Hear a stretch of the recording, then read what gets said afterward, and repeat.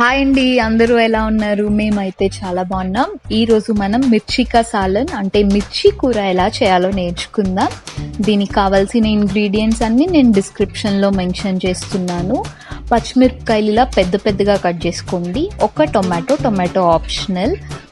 సన్నగా తరుక్కున్న ఉల్లిపాయలు, చింతపండు, ఉప్పు, కారం, పసుపు, ఆమ్చూర్ పౌడర్ ఇవి తీసుకోవాలి. ఇప్పుడు ఒక ప్యాన్ పెట్టుకొని అందులో కొంచెం ఆయిల్ వేసి మనం కొన్ని ఉల్లిపాయలు వేయించుకోవాలన్నమాట.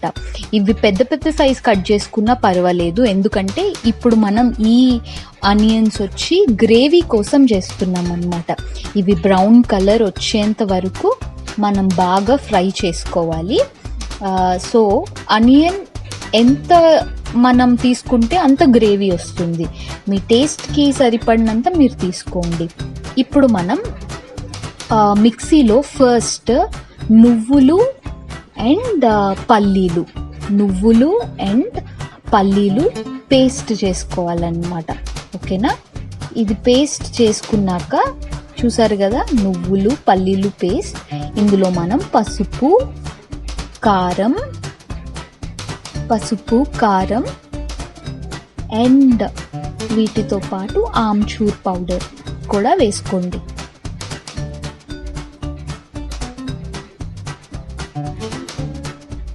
ఉప్పు కూడా, ఎందుకంటే మళ్ళీ మనం లాస్ట్లో కూడా చూసుకోవచ్చు, బట్ మసాలాలో వేస్తే ఇంకా బాగా కలుస్తుందని మీకు సరిపడినంత ఉప్పు వేసుకొని మళ్ళీ మిక్సీ చేయండి.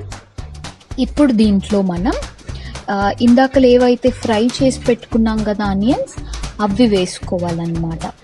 ఓకేనా? ఫ్రై చేసి పెట్టుకున్న ఆనియన్స్ వేసుకోవాలి.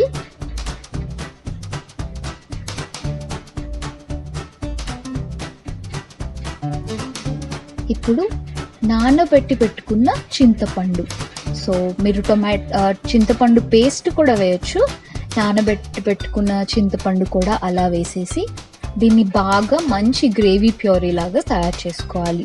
ఇప్పుడు మళ్ళీ ప్యాన్ పెట్టుకొని అందులో కొంచెం మళ్ళీ ఆయిల్ వేసుకొని ఇవి జీలకర్ర అండ్ కలోంజీ సీడ్స్ అంటే ఉల్లి విత్తనాలు అన్నమాట. మీకు ఏ షాప్లో అయినా దొరుకుతుందండి, బర్గర్ మీద పెడతారు కదా, సో అవి. ఓకేనా? కొన్ని తీసుకొని ఫస్ట్ ఆయిల్లో వేసి ఫ్రై చేయాలి. ఇవి కొంచెం బాగా అంత బ్రౌన్ కలర్ లాగా ఫ్రై చేయాలి. అప్పుడు దీని ఫ్లేవర్ మంచిగా బయటకు వస్తుంది. ఓకేనా? ఇవి ఫ్రై అవుతున్నప్పుడు కూడా మంచి అరోమా వస్తుంది. సో కొంచెం ఫ్రై అయిన తర్వాత ఇందులో మనం ఉల్లిపాయలు, సన్నగా తరుక్కున్న ఉల్లిపాయలు వేసుకొని మళ్ళీ బాగా ఫ్రై చేసుకోవాలి. ఇప్పుడు ఇందులో కొంచెం కరివేపాకు,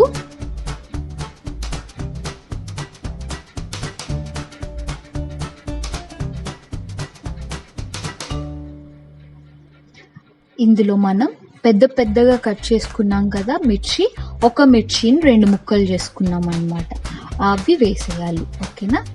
వేసి దీన్ని ఒకసారి బాగా కలుపుకోవాలండి. కొంచెం మిర్చి వేగాలి బాగా, అప్పుడు పచ్చివాసన కానీ మిర్చిలో కారం కానీ పోదు.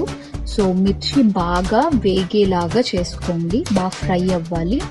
మీరు దీంట్లో మూత పెట్టుకున్న మిర్చి బాగా ఉడికిపోతుంది. సో మూత పెట్టి ఒక 5 minutes దీన్ని బాగా ఫ్రై అవ్వనివ్వండి. అప్పుడు ఏంటంటే మిర్చి బాగా ఉడికిపోతుంది అన్నమాట. సో 5 minutes తర్వాత చూసారు కదా, హాఫ్ ఉడికింది. దీంట్లో మనం కొత్తిమీర అండ్ పుదీనా, సో పుదీనా కొత్తిమీర కొంచెం కట్ చేసి పెట్టుకున్నవి కూడా వేసుకోవాలి. వేసుకొని మళ్ళీ దీన్ని బాగా కలుపుకోండి. మీకు కనిపిస్తుంది కదా, మిర్చి బాగా ఫ్రై అయింది, ఒకవైపు దాని కలర్ కూడా మారిపోయింది. సో దీన్ని ఒకసారి కలుపుకున్నాక ఇందులో మనం ఇందాక చేసి పెట్టుకున్న మసాలా పేస్ట్, నువ్వులు అండ్ పల్లీలు, వీటితో పాటు ఫ్రైడ్ ఆనియన్స్, చింతపండు పేస్ట్ చేసుకున్నాం కదా, ఆ పేస్ట్ ఇందులో వేసి దీన్ని బాగా కలపాలండి. సో ఇక్కడ టొమాటో కూడా వేస్తున్నాము, మీరు వేసుకుంటే బాగుంటుంది, లేదు అంటే స్కిప్ చేయొచ్చు. ఓకేనా? పెద్దగా కట్ చేసుకొని ఒక టొమాటో కూడా వేసుకోవచ్చు. ఇది కొంచెం ఫ్రై అయ్యాక ఇందులో మనం వాటర్ పోసుకోవాలి. ఎంత గ్రేవీ కావాలో అంత వాటర్ పోసుకోండి, సరేనా? కొంచెం వాటరీగా ఉంటే బాగోదు. సో మీరు కొంచెం సెమీ గ్రేవీ కింద చేసుకుంటే బాగుంటుంది. ఇప్పుడు దీన్ని ఒకసారి కలిపి ఇందులో మళ్ళీ ఉప్పు చూసుకొని ఉప్పు వేసేసి మళ్ళీ దీన్ని బాగా కలుపుకోండి. సో ఇది లాస్ట్, ఇంకా ఉప్పు చూడడం. ఇంక ఇందులో లాస్ట్ ఉప్పు వేసేసిన తర్వాత దీన్ని మనం కుక్కర్ పెట్టుకోవాలి. కుక్కర్ పెట్టుకొని ఒక విజిల్ ఇస్తే ఏంటంటే గ్రేవీ బాగా ఉడుకుతుందన్నమాట. ఒక 1 విజిల్ వరకు కుక్కర్ పెట్టుకొని విజిల్ ఇవ్వండి, ఓకేనా? కుక్కర్ ప్రెషర్ 1 విజిల్ అయిపోయిన తర్వాత కుక్కర్ చల్లారాక తీసి చూస్తే మీకు ఇలా కనిపిస్తుంది అన్నమాట. మన మిర్చి కా సాలన్, చాలా టేస్టీ మిర్చి కా సాలన్ రెడీ. అండ్ బయట మనం బిర్యానీతో తెచ్చుకున్న ఇంత టేస్టీ మిర్చి కా సాలన్ ఉండదు. ఇది చపాతీలో కూడా బాగుంటుంది. సో ట్రై చేసి ఎలా ఉందో మాకు చెప్పండి. లాస్ట్గా కొన్ని ఫ్రైడ్ ఆనియన్స్ వేసి సర్వ్ చేసుకుంటే బాగుంటుంది. Thank you for watching. Take care, be safe.